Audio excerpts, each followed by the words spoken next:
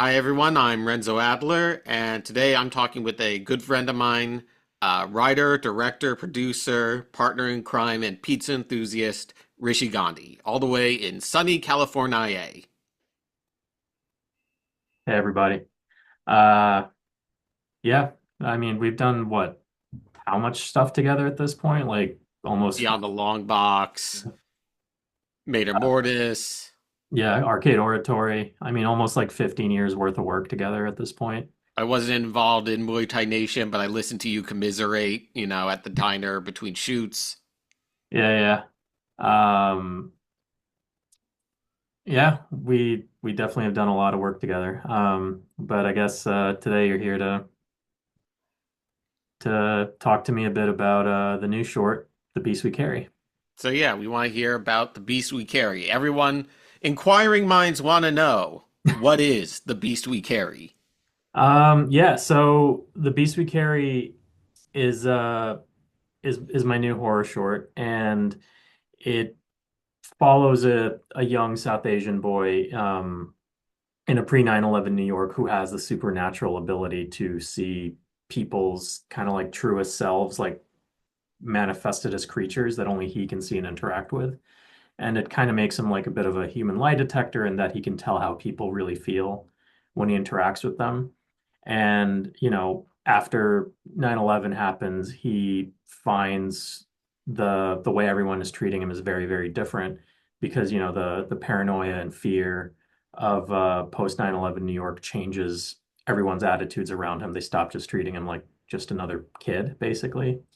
And these inner selves end up turning monstrous over the course of the film, and start hunting him down, essentially.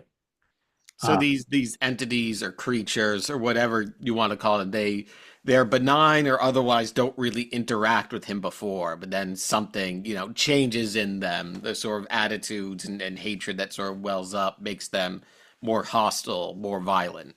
yeah, yeah. I mean, like, whereas before, his interactions with them are mostly they're very benign, like, you know, interactions, and he has his own inner self, which is a mime, that basically is sort of like a protector figure for him throughout the film.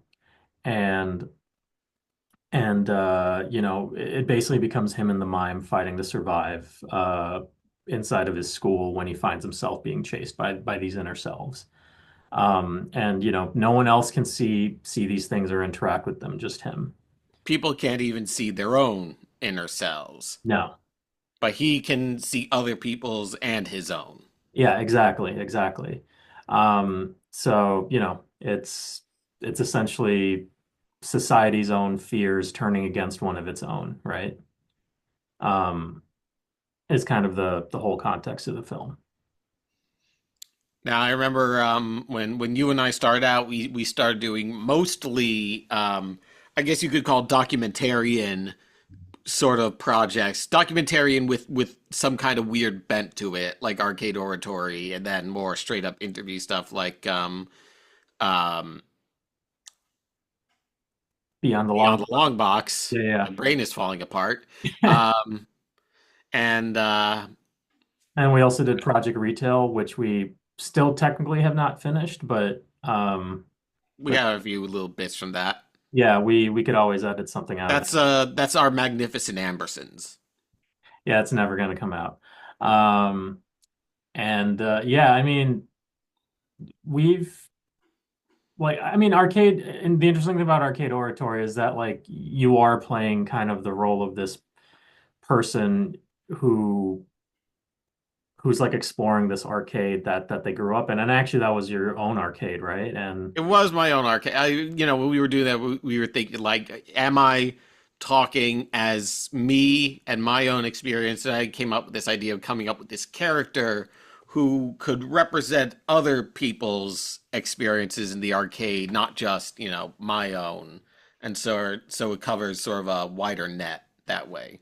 yeah, and I thought just the way that piece was put together. It's interesting in a lot of ways. I think like Arcade Oratory is the beginning of me like making a lot of shorts about death.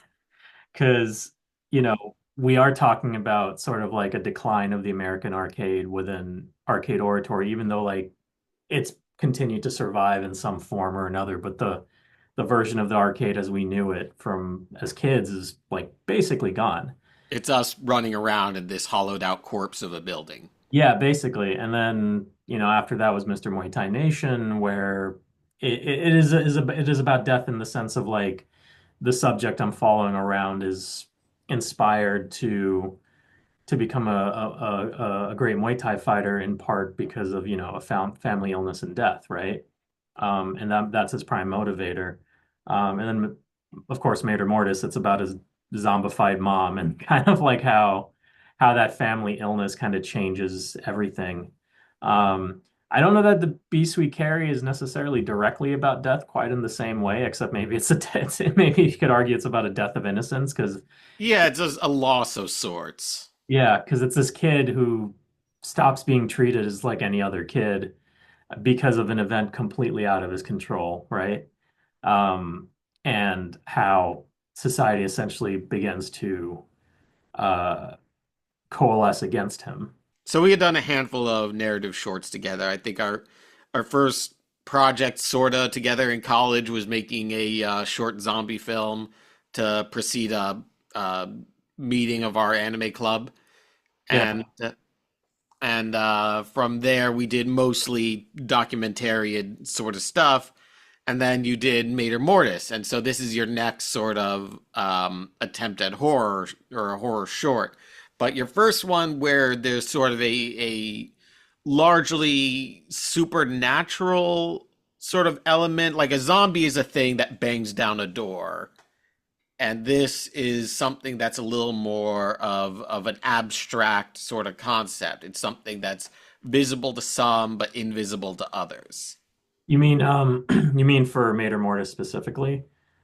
Well, I Um mean, for Beast We oh, Carry. Beast We Carry? I mean, yeah, I mean in Beast We Carry, in this short specifically, the inner selves are only visible to the main character, Raju. Um and you know only he can see and interact with them, and he's also extra unusual in the sense of like while everyone has an inner self that they cannot see or interact with, Raju can actually see and interact with his own, which is the mime.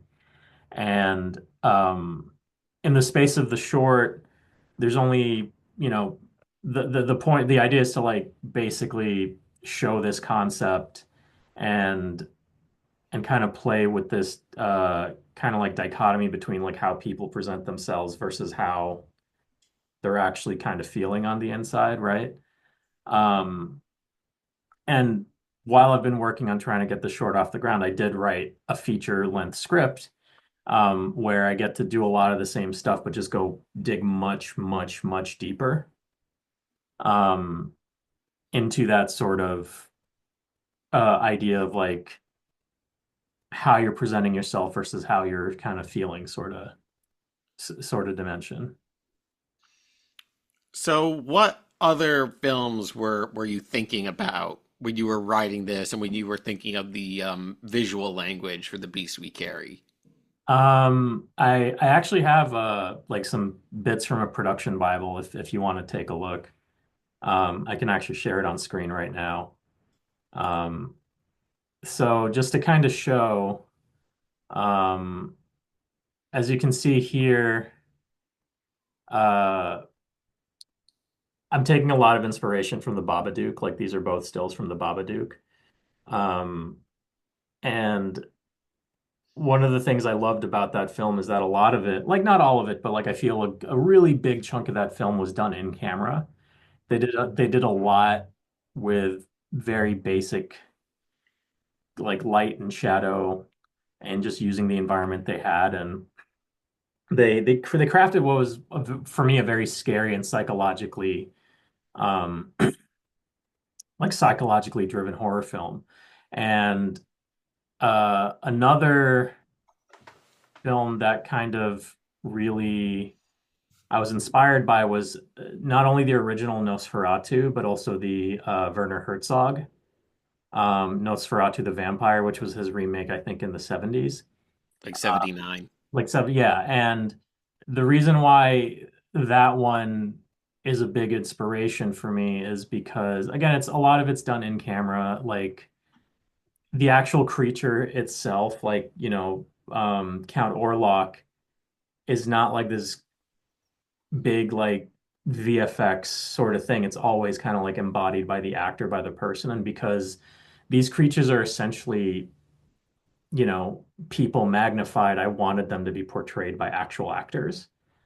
Um, so they could kind of take on an extra life alongside alongside whoever the other actor is. So you could have like these kids running around in a hallway, and then like you have all these other like adult actors dressed in like these fantastical ways following them around and behaving in a sort of different way. And this still on the left is from the show Sex Education. It's more there for like just to kind of give like a tonal extreme, like the world before, when everything's kind of normal for Raju versus the world after where things become kind of darker um and more kind of like Sinister. monster. Yeah, more sinister. Yeah. And I would say another inspiration for me um, was definitely Alien, actually. And it's pretty much for a not dissimilar reason to the Babadook in the sense that it really plays with light and shadow. And I kind of love how Alien hints at the creature for most of the film. And when it does show up, like for a bunch of the early parts of the film, you only catch kind of glimpses of it. And for me, that was one of my favorite things. Like we can show these like inner selves getting more monstrous. We can hint at it in different ways without necessarily having to verbally call it out. And again, it's one of those things that like that alien suit could have looked real corny, but they let the shadows do their work, right? Like they really let it be a film about cinematography in a lot of ways. Um, and on a certain level, this is the type of horror film I want to make, a kind of, a horror film that, yeah, it's about the performances, but it's also about the photography. It's about playing with shadow and playing with it within like environments like a school. So like if I could show you this clip right here, I think this is from, honestly, I forgot where I got this still from. Is that from It? Yeah, genuinely, I forget. I just think this is a really cool still, but it gives a good like tonal idea of like the use of a space that doesn't look dissimilar to me, at least. It doesn't look dissimilar to a school, and how we can play a lot with light and shadow to create the tone we're going for. And I think it can also help make these inner selves portrayed by actors like so much like more than what they are. Um, and just to give an example of what I'm talking about in terms of the dichotomy between the having kind of two actors portray like, the same kind of gestalt being between like a person and their inner self. Like here we see this character Willie he's kind of like a nerdy kid, right? And on the outside he seems kind of like overburdened and like has a lot happening, but but his inner self is like this bodybuilder that's like really big and strong, and It's it's how he wants to be. These things they represent how we see ourselves or how we want to be seen. yeah. Or in the case of this other kid here on the right, Brucey, he's outwardly kind of like a class clown, but on the inside he's actually a sad clown that's like yearning for attention. So like he has a sad clown that's always just like crying and yearning for for other people's approval. Um and then, we have Raju and his mime, and his mime is like a very kind of gentle figure and in many ways tries to be Raju's protector. Um and it's it's kind of the central relationship of the whole film. Why am I? That's a good question, man. I don't know. I don't know. I feel like there's like a part of my brain where I was just like, I don't know what this kid's gonna talk to. I don't think I was thinking too hard about it. I just constantly just saw like him. maybe like he could maybe like talk verbally, but his inner self, instead of talking back, would find other ways of communicating with him. And it just kind of naturally turned into a mime. And I just also really like this kind of contrast, like visual contrast of like a black and white figure, next to this kid who's like dressed like more colorfully, if that makes sense. So Uh, these are creatures that they don't monologue, they don't talk. You're dealing with things that largely act with their faces, with their bodies. yeah, yeah, they're mostly things of action essentially, right? Um, and and that's that's basically the concept of it. I actually have a writing instructor who, uh, as I was sharing a draft of the feature version, he told me he felt it was like a horror film that was almost like a Fellini like film where with like all these weird characters like circus characters almost following the A kid. little Lestrada-esque. Yeah, yeah. And I took that as a compliment. I'll take Fellini-esque horror film. And who did these drawings? David Romero was the concept artist who worked on these various concepts for the short. And I ask, being the person who actually got the two of you in touch. That was you, yes. Yeah. That's right, everybody. If you need to find artists, the guy that knows literally all the artists is Renzo. Um, but yeah, it was really fun collaborating with David on getting these concepts. I think he got it pretty quickly, and he was able to bring a certain visual dimension and other really cool visual ideas to the characters. Like um, on a certain level for me with the mime, I was always thinking of Charlie Chaplin in my head. And I was also thinking of JoJo's Bizarre Adventure, like how everyone in JoJo has a stand, right? So like in a way, people have their own stands, but in the case of I don't know why I just really like the Charlie Chaplin image and David kind of I also like No Face a lot from Spirited Away. I was also kind of thinking about that. And David kind of took that idea, incorporated it into the mime, and kind of gave him like stitched together clothes and he also added this little like thing here of like a heart on his chest, which I really like because there is an actual like thematic element to why the heart would be there. Um and and dude, yeah, no, David really got the concept really, really quickly. And and he just generated like these things that I never would have thought of on my own for the characters. So school is stressful enough when you don't have weird powers. It can be a difficult trying time. And now on top of that, you have this boy who's being harangued by, Klaus Kinski and bodybuilders and all these creatures. Um, what made you want to do a story set within a school? That's an excellent question. I think what made me want to tell this story is I think a lot of things that make me want to tell stories are things that I'm kind of living through.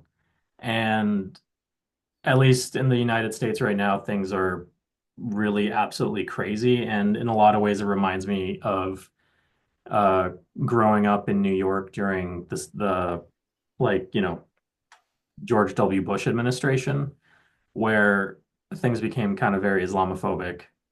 Um, and it didn't matter whether you're Muslim or not. If somebody like, if you were perceived as such, um, things generally were tougher for you.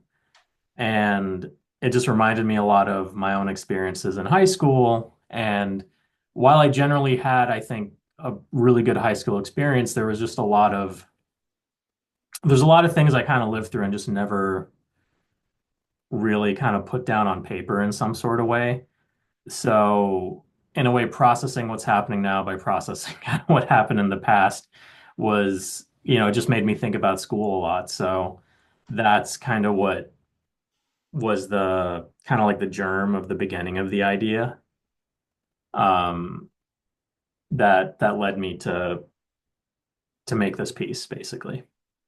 Yeah, now that millennials are getting older, you're seeing a lot of these old nostalgia traps where people are like, "Oh, weren't things better when we were younger? Our world was a better place." Yada yada yada. And they're like, "The early 2000s were pretty rough. The No, early they were, 2000s was pretty racist, terrible time." yeah, it was pretty brutal. It was a pretty brutal time.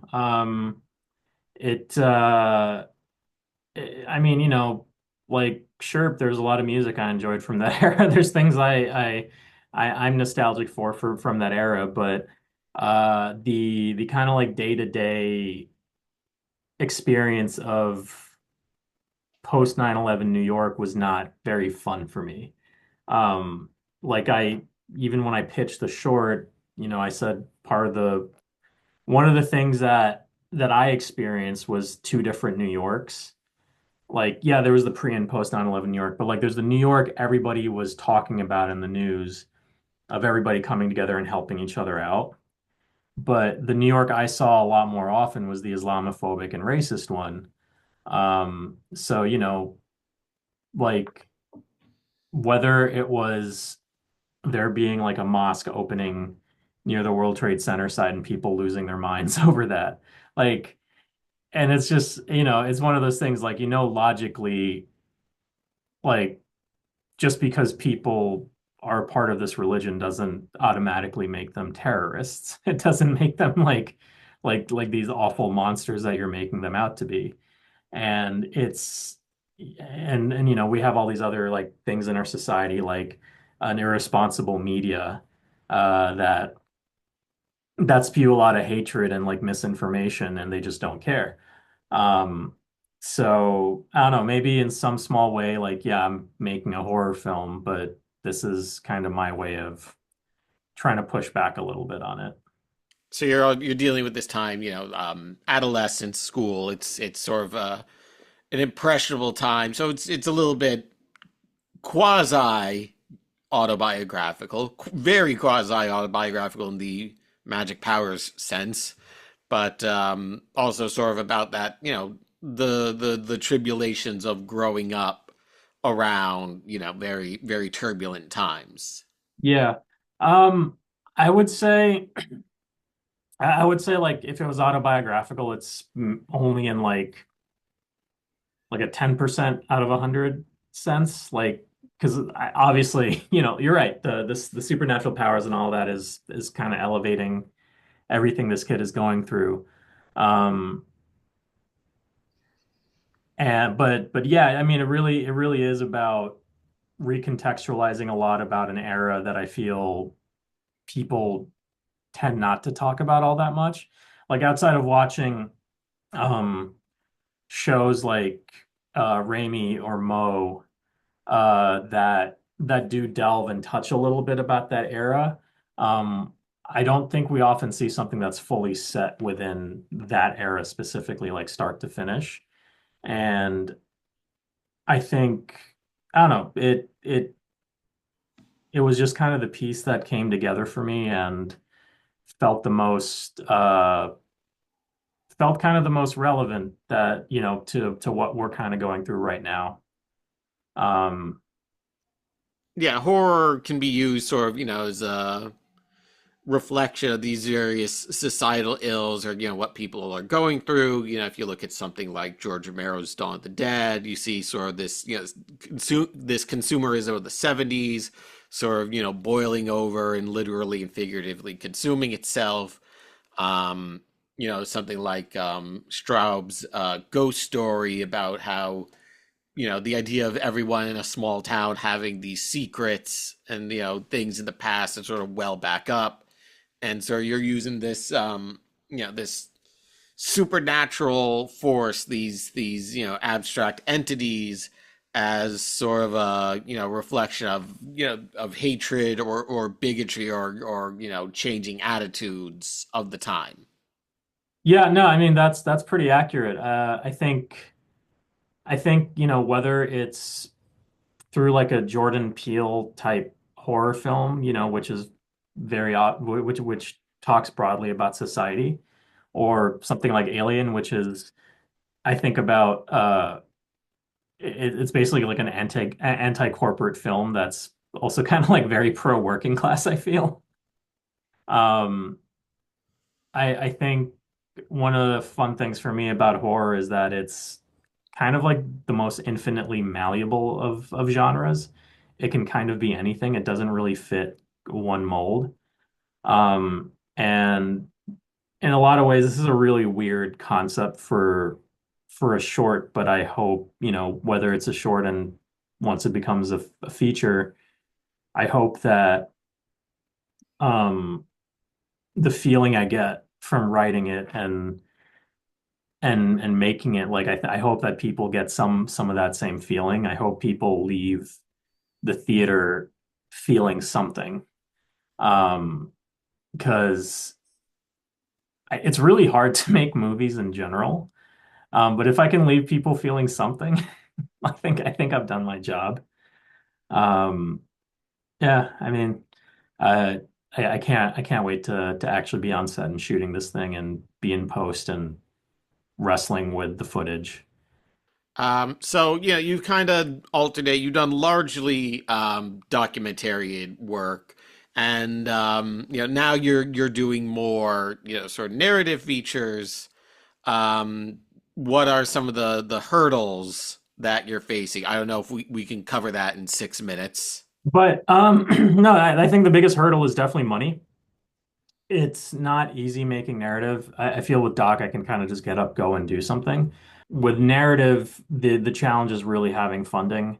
And while you can do everything down to the bone as cheap as possible, I'm mainly interested in like finding really good collaborators and working with, people that are really, really good at what they do, because then everything you do gets elevated. And, people need to be paid for their labor. There's So, no art without patronage. yeah, exactly. And that's why this short is going to Kickstarter in June. And the hope is once we get the short made and I can actually show everybody and everybody can see what like the full concept is at play, we can actually make the feature version of this. Um, so yeah, I would definitely say the biggest challenge is definitely money, but past money, the biggest challenge is being a good communicator. And I think um, communication is probably the hardest part of anything, and it's something I'm probably going to be working on for the rest of my life. Horror movie scene that scared you most as a kid. Go. Whichever Nightmare on Elm Street it was where his hand pops up and starts chasing someone like a shark. That was I want to say that was like 5 or 6. That Yeah, sounds like a later I gag. was like I must have been like 5 or 6 years old when I saw that, and I had no idea what was happening, but I was terrified. And then I think it was another Nightmare on Elm Street where he like pops out from someone's like insides. Or no, maybe it was like he opened up his own he opened up his own like body cavity. And you see all the souls that are trapped Yeah, inside of yeah, him. yeah. That and Alien, just the whole thing scared me as a kid, but I couldn't pull my eyes away. Um I don't know why. Alien like was really scary to me, but it like there's not that much like shown. It's a lot of tension. It's so It's a much it's a tension. movie made almost entirely out of I tension. know exactly, and like it's Alien in particular really stuck with me for that. And I saw it on like a little CRT television, and it just added to the whole amount of tension I was feeling because I couldn't see stuff that well You on the. couldn't tell what was going on, but you No, it knew was great. something was lurking. I know it was so scary. It was so good. Yeah, another reason why I freaking love Alien, and it's a reference. Weirdly, the original Nosferatu never scared me, but it just like mesmerized me as a kid. The sort of dreamlike imagery. Yeah, I don't know what it is, man. It just always gets me. I can't. And then the Babadook, no matter how many times I watch it, even as like now in my 30s, I'm just always scared of that movie. What did you think of the Eggers Nosferatu? I loved it. I thought it was a really wonderful kind of reflection uh on abuse. And it was a real slow burn. It was really beautifully shot. Um and Dude, it was brutal. It was such a brutal movie. Like, and also just the way he bit into their cavities to draw their blood out was like it was very sexual. It was very like they really made him out to be like a sexual predator. Got a And, little Coppola mixed in there. yeah, yeah, and it was I didn't find it scary, but I found it to be a very vibey horror film, if that makes sense. So we're coming up on our time limit. So Rishi, where can people find you? People can find me on Blue Sky at reachjg.bluesky.com, I think is what it is. They can find me on Instagram at Senor Riche. That's Senor underscore Riche. Um, and you can also always look in the description below to find me, and I also have Renzo's social media in the description.